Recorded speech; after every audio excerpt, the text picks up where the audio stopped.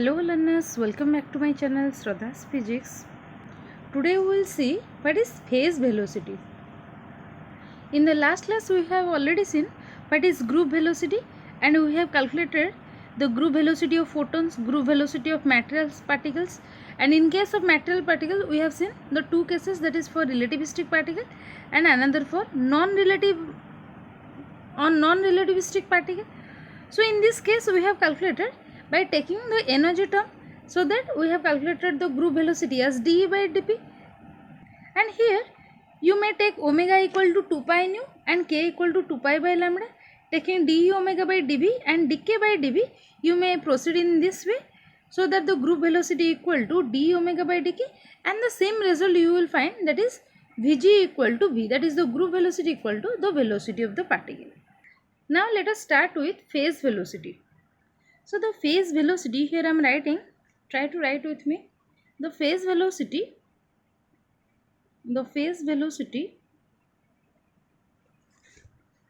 here I am denoting this as V subscript P of a monochromatic wave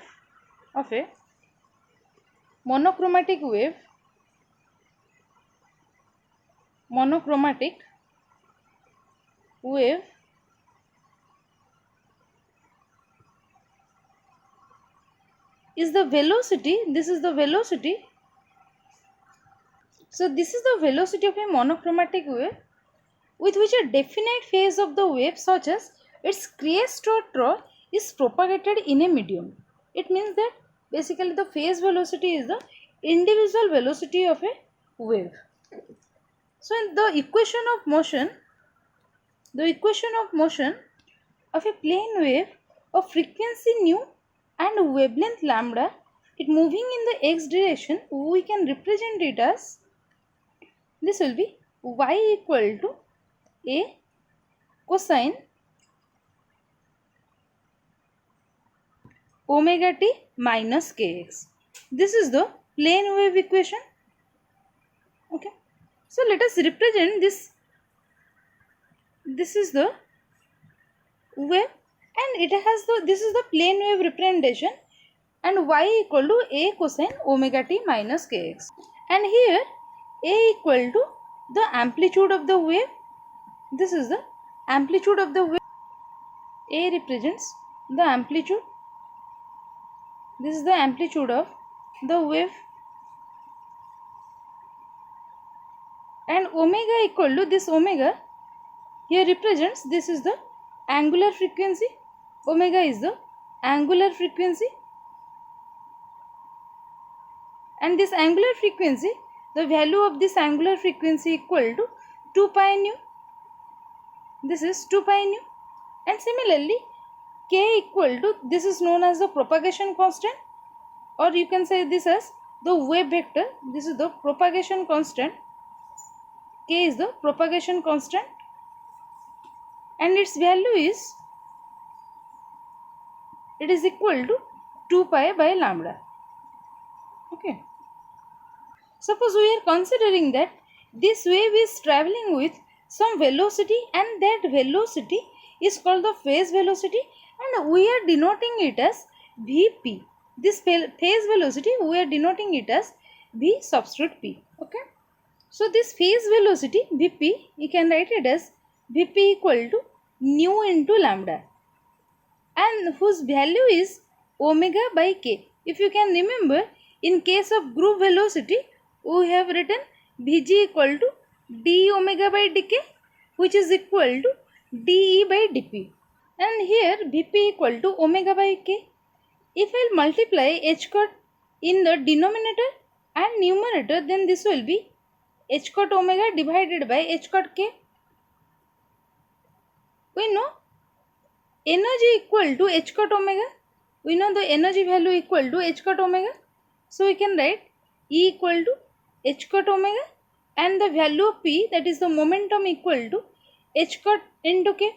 So if I put this value here, now this will becomes E. In place of h cot omega I am writing E divided by h cot k is P. So our phase velocity can be written as, this can be represented as omega divided by k, but this is equal to total energy divided by the linear momentum. This is the representation of the phase velocity. This is the phase velocity. Okay. Now you can distinguish between what is phase velocity and what is group velocity. In case of group velocity, Vg equal to d omega by dk, and which is equal to de by dp. And in case of phase velocity, it is omega by k, and that is equal to e by p. Now we will calculate the phase velocity of photons. So for photons we know E equal to Pc, E equal to P into C, and for Vp, that is the phase velocity, we know this is equal to E by P. So here you can see E by P equal to C. That implies Vp will be equal to C.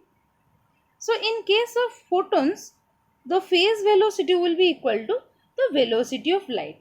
So we can write it as, that is, the phase velocity of photons, the phase velocity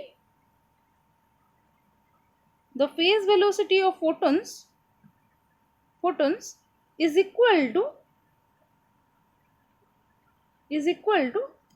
the phase velocity of photons is equal to the velocity of light, velocity of light, particularly I am writing here the velocity of light in vacuum, okay, in vacuum, that is no medium. So this is the case for phase velocity of photons. And also, if you can remember, the group velocity of photon is also Vg equal to C. Now we will see the phase velocity of particles for non-relativistic motion. So in case of non-relativistic motion, we can write the kinetic energy, here I am writing the kinetic energy of a particle, the kinetic energy of a particle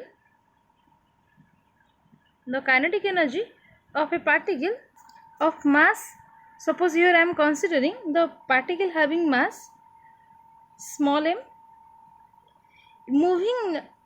it is moving at a non-relativistic speed,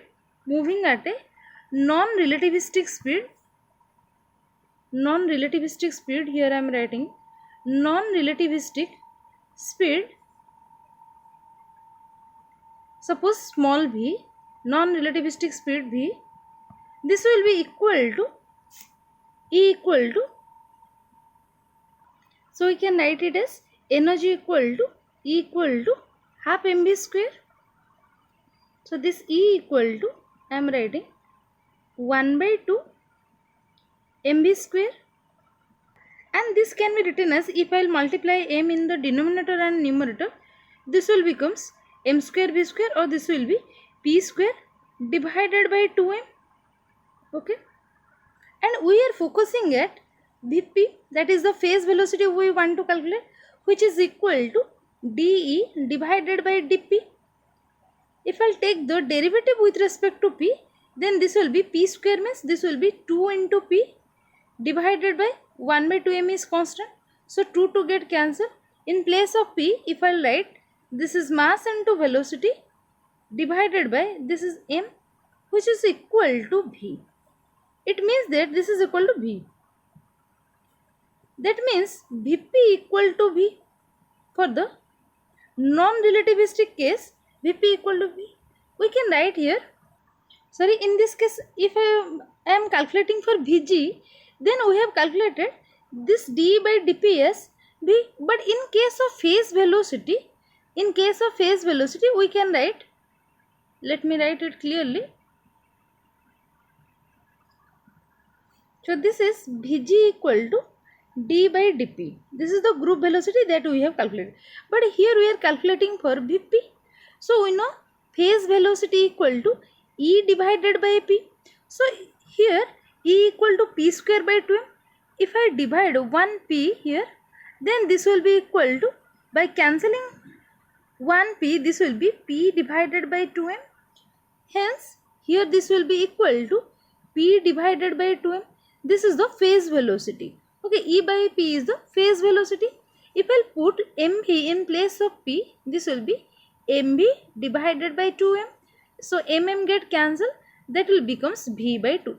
So why here I have right here this Vg, because you just have to compare this. I have written this Vg here to just to compare this, that is in case of group velocity that we have calculated, this is d by dp, that is equal to v, that is in case of group velocity. For the non-relativistic case as well as the relativistic case, the group velocity equal to the velocity of the particle. But in case of the non-relativistic motion, you can see here the phase velocity equal to half of the velocity of the particle. So here I can write, so here you can see the phase velocity of a matter wave associated with a non-relativistic particle, it is equal to half of the velocity of the particle. Okay. Now we will see for the relativistic motion. So relativistic basically means when the velocity is comparable with the velocity of light.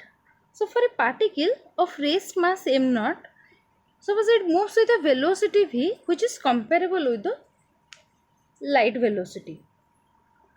That is, we are writing here v is near equal to c. We know energy equal to mc square, but here since we are considering, we know energy equal to mc square, but here we are considering the relativistic case, so we can write m as m0 divided by root over of 1 minus v square divided by c square. So if I will put this, this will becomes m0 divided by root over of 1 minus v square divided by c square into c square. And similarly for the linear momentum p, we know this is equal to m into v, but here we can write it as m0 divided by root over of 1 minus v square divided by c square, because we are putting in place of m0 divided by 1 minus v square by c square root over into the velocity v. Again we know the phase velocity, here I am calculating phase velocity equal to total energy divided by the momentum. So this will be equal to m0 divided by root over of 1 minus v square divided by c square into c square here into, this is 1 by v. So I can write this term as 1 minus v square, I am taking the reciprocal of it, v square by c square root over divided by m0 into v. If I will cancel this term 1 minus v square by c square root over with this, and again m0 with m0, then this will equal to c square divided by v. So what we will get, Vp equal to c square by v. So Vp equal to c square v, if I will write, we can write it as c into c by v. So what do you mean by this? It means that the velocity of the material particle is always less than that of the light. It is the actual case. In real case, the velocity of light, it must be very less than the velocity of the light. So that I can write this equation as this will be equal to c by v will be greater than 1. We can write like this. Or this c by v, here if I will compare these two, you can see that this Vp must be greater than c. This implies the phase velocity of the matter wave, this is the phase velocity of the matter wave, it must be greater than the velocity of the light, which is a contradictory thing. It means that this is not possible for a particle to move with a velocity greater than that of the light. So this puzzling disagreement, it is called the velocity paradox of the matter wave. I am writing it here. This is called velocity. This is a paradoxical situation. So this is called the velocity paradox of matter wave. Velocity paradox of matter waves. Clear? In case of non-relativistic case, we have seen Vp equal to v by 2. It is possible. But in case of relativistic motion, the phase velocity is greater than that of the light, which is not possible in real case. That's why this is a paradoxical situation or called the velocity paradox of the matter wave. Now we will see the dependence of the phase velocity on the wavelength. Now let us consider the total energy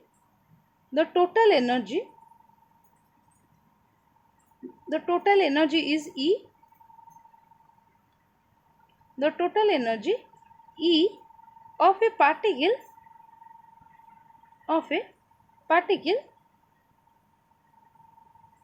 the total energy E of a particle of rest mass, suppose here I am considering this rest mass as m naught, m substitute 0, and its momentum you are considering, and its momentum is small p. Then the total energy we can write E equal to p square c square plus m naught square c power 4 whole power 1 by 2. Okay, this is the energy expression, you must know this. Then we can write this phase velocity equal to, we know this is equal to E divided by p. So if I will divide this p term here, since this is the power half, we can write it as p square c square plus m naught square c power 4 as it is. If I will divide the term p square and I will take the square root of total, then the value will remain same, because this p square power half, this will be p. So if I will divide p in term in E by p, if I will divide p in E, then this will be the same as p square c square plus m naught square c power 4 divided by p square whole root over. Now if I will take common c square, and take the square root of this, then this will become c, and then this will be p square plus m naught square, since we have taken c square common, so this will be m naught square c square divided by p square root over, that is power 1 by 2, and this will be again equal to c into p square by p square is 1 plus m naught square c square divided by p square and whole power 1 by 2. Clear? We know lambda equal to h by p, or this p equal to can be written as h by lambda. If I put here, then this will becomes the phase velocity Vp will be equal to c into 1 plus m naught square c square, in place of 1 by p square I can write lambda square by a square, so this will be lambda square divided by a square whole power 1 by 2.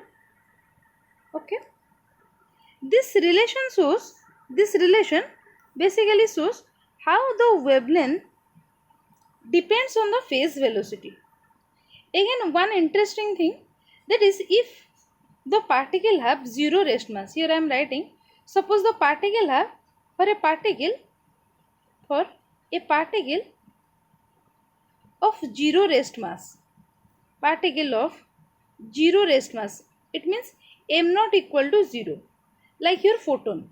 Suppose for example here I am considering photon whose rest mass is 0, m naught is rest mass, this is the rest mass. When this is equal to 0, if we put here, then this will be Vp will be equal to c. In this above expression, if I will put, then I will get Vp equal to c. It means that here the phase velocity is independent of the wavelength. This implies the phase velocity is independent of the wavelength. This